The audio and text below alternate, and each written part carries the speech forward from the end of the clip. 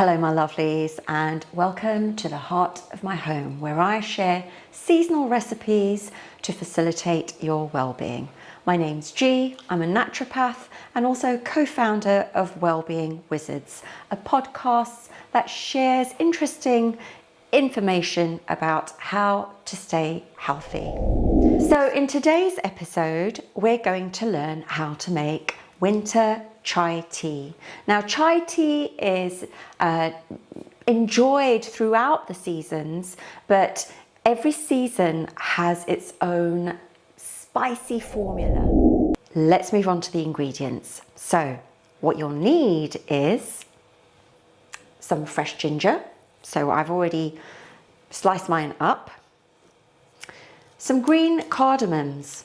So there's two varieties of cardamom. One is the green, generally cooling in nature.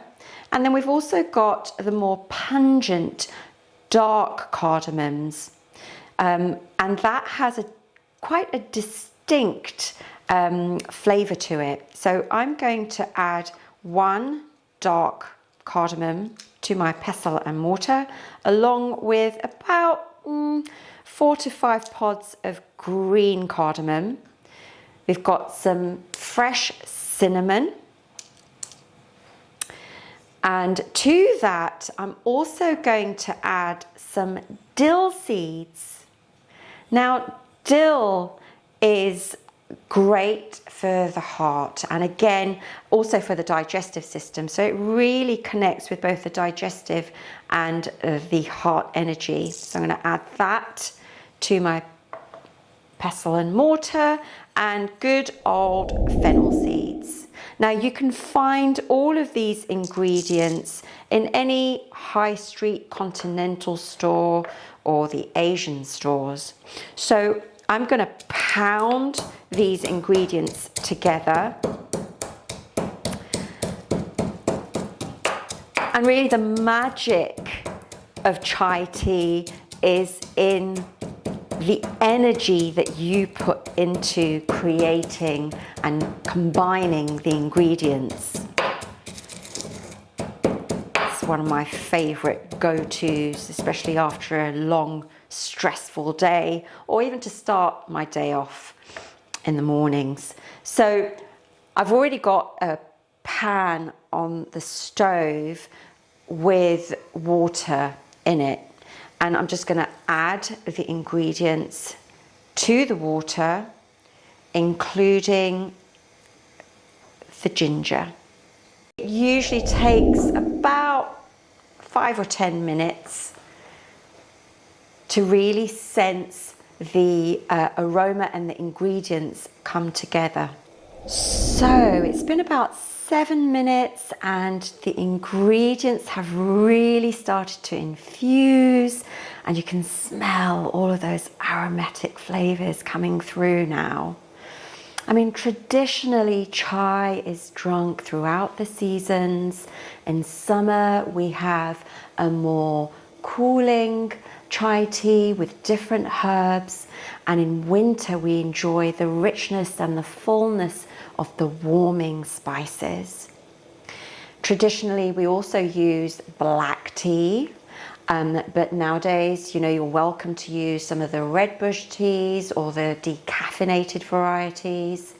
I really enjoy using loose black tea, so that's what I'm going to be using in this formula. And also a note about the water. So I've been experimenting quite a lot with the chais because it's quite traditional for us. And we often find when we visit our cousins in the Midlands, the tea always tastes nicer. So there's this banter going on about hard water chai and soft water chai. But what I've been experimenting with is using distilled water. So that's water without message. And what I like about distilled water and using distilled water, especially with my herbs and spices, is that it really allows the richness of the individual flavors to infuse, and it just tastes a lot different Anyhow, I shall leave that to you to experiment. Leave your comments or your whatever you find in the comment section below. Right, so now the chai is ready. So you could drink the herbs as they are. This is just natural herbs, and that has its own potency, and this would be a great digestive formula and great for warming up the bones, especially on a cold day.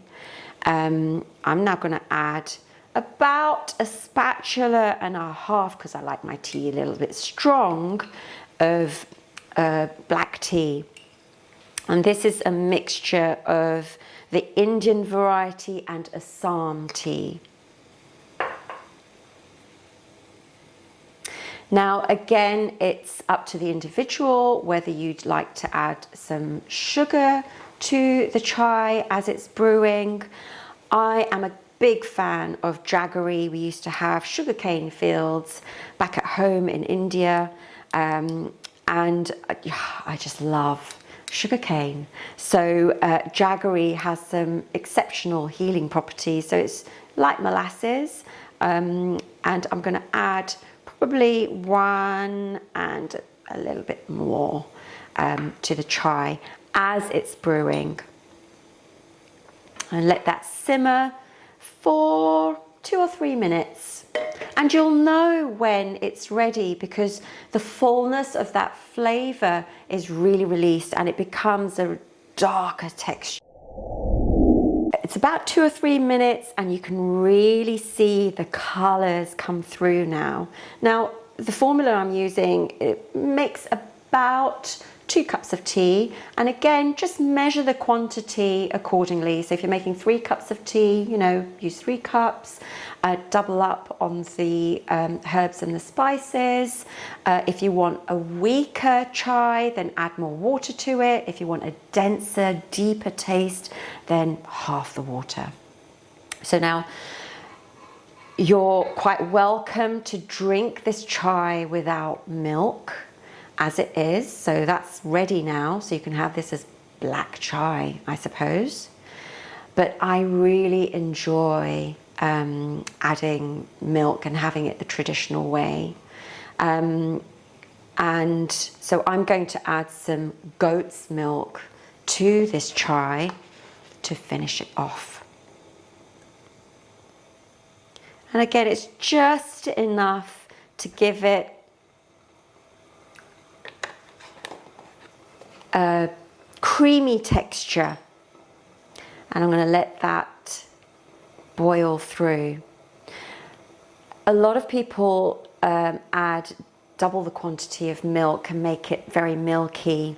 I quite enjoy the strength of the chai come through, the tea come through. So I tend not to add too much milk.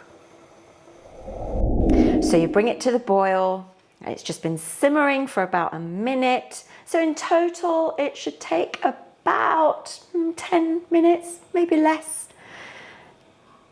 And now it's ready. I'm just going to pour it into my teapot.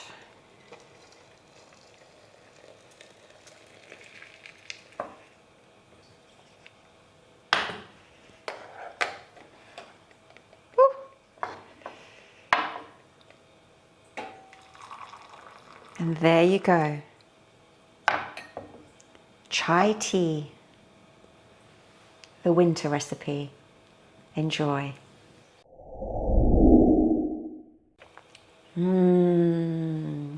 Well, that's all for today, my lovelies. If you've enjoyed this video, give it a thumbs up. If you've enjoyed the chai, leave a comment below.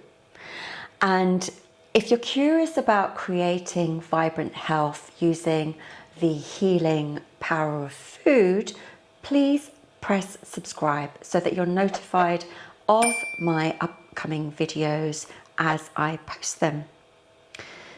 Well, I've certainly enjoyed your company today. I hope you've enjoyed the fullness, the flavour of chai. And I look forward to seeing you next time. Until then, wishing you vibrant health as Mother Nature intended.